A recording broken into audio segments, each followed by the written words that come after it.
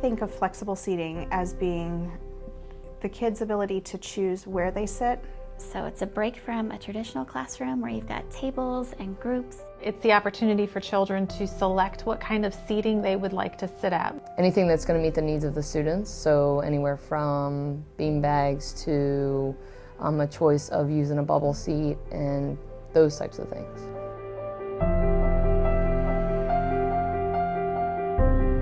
I wanted to incorporate flexible seating because over the past few years I've had lots of kids, more and more kids, who seem to struggle to sit still.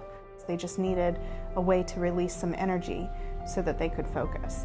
And you have to think of your own personal self. You know, when you sit down to read a book, you know, do you sit at a desk to read your book? Most likely not. You're sitting maybe in your own lounge chair or some type of seating in your own house.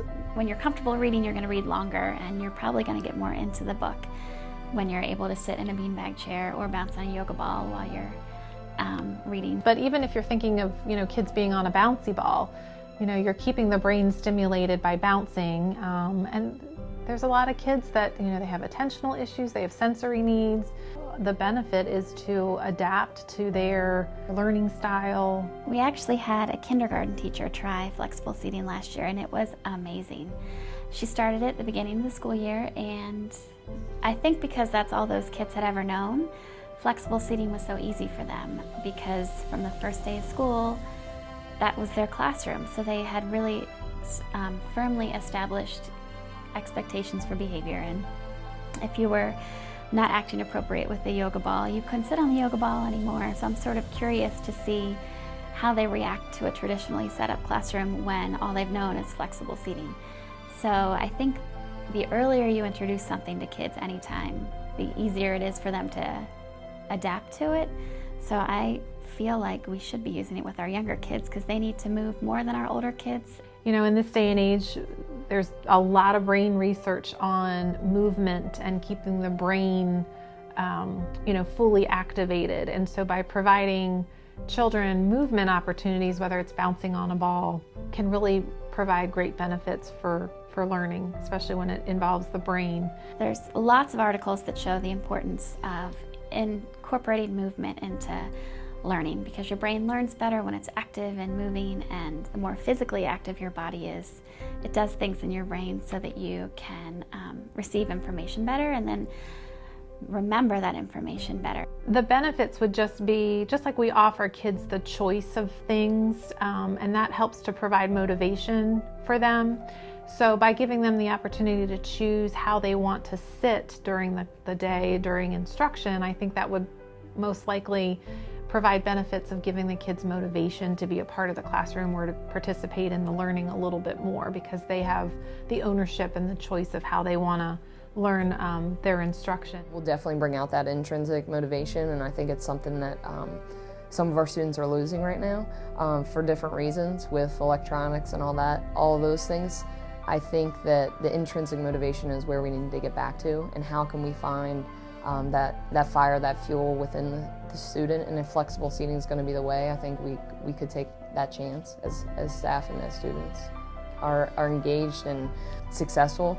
My administrative team noticed behaviorally there were so fewer behavior incidences in those classrooms because, well, we think the kids were moving more and so into what they were doing that there were less behavior concerns. Kids really seemed to find a preference, and they would switch every now and then, but they found what they liked and they kind of stuck with it. So that was interesting to see.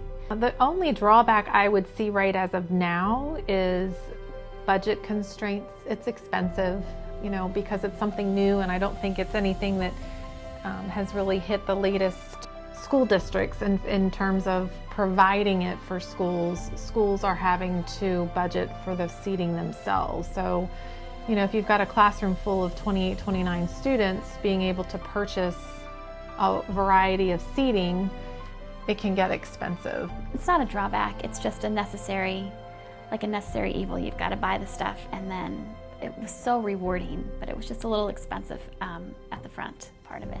I think the hardest part about flexible seating for me was switching gears classroom management style-wise, not only for behavior management, but also trying to figure out how to best utilize supplies and space in the classroom to really benefit from the true flexible seating. Something that I think teachers would need to certainly pay attention to is you have to set your parameters and set the expectations when this starts. So kids need to realize the instructional implications of it, not just having a different type of a seat for fun. It's something to help them with their learning. So I think a teacher would have to roll it out very carefully in order for it to work. If I could do a lot of whole group teaching on the carpet and then send them off to their seats, I think it would work really well.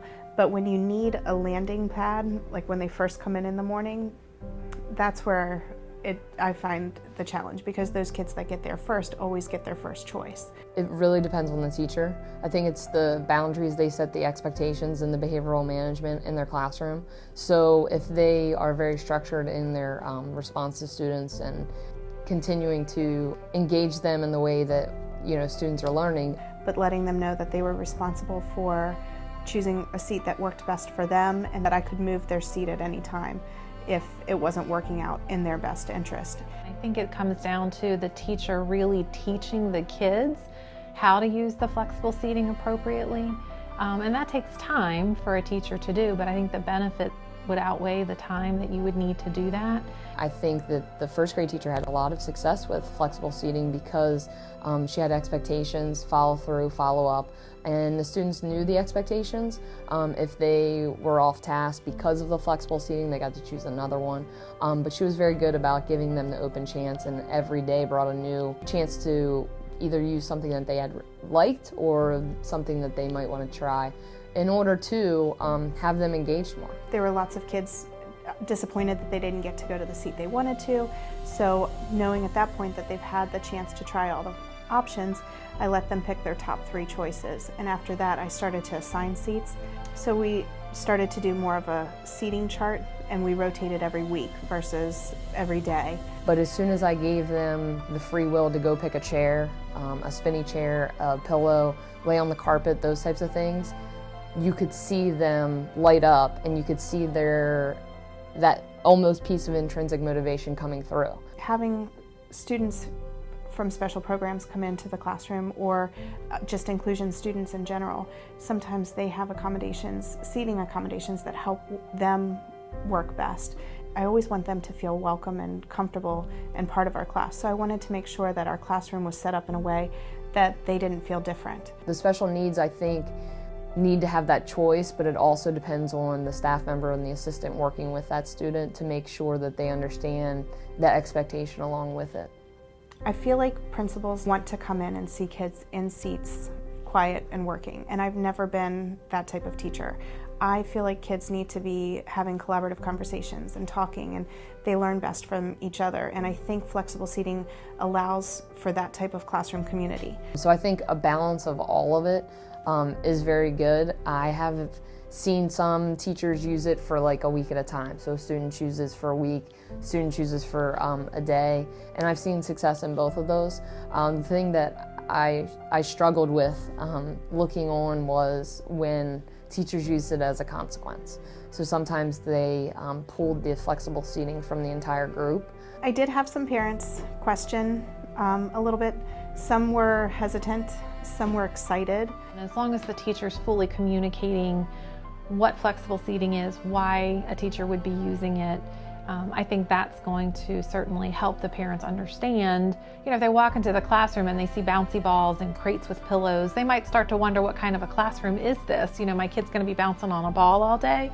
So there probably would be a lot of confusion and questions, but if the teacher can be outright and open with communicating the whys and the whats of flexible seating, then I think the parents are going to be much more understanding and even probably pretty excited. When you're a classroom teacher, you just see what's happening in your classroom. But as an administrator, you can go around and see different classrooms. And so I would see a second grade classroom with flexible seating and how the kids were working in that environment versus a typical second grade class with traditional seating. And it was cool to see the same material being taught, but the kids sort of responding differently because of flexible seating.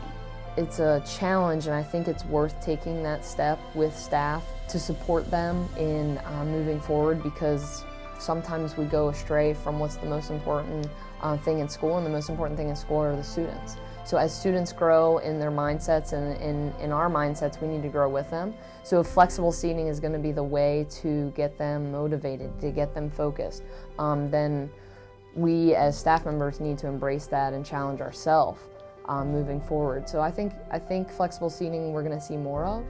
I think it's very important that it is structured to meet the needs of the students, and the follow-up and follow-through with the staff members is very important so that it brings the best out of the students.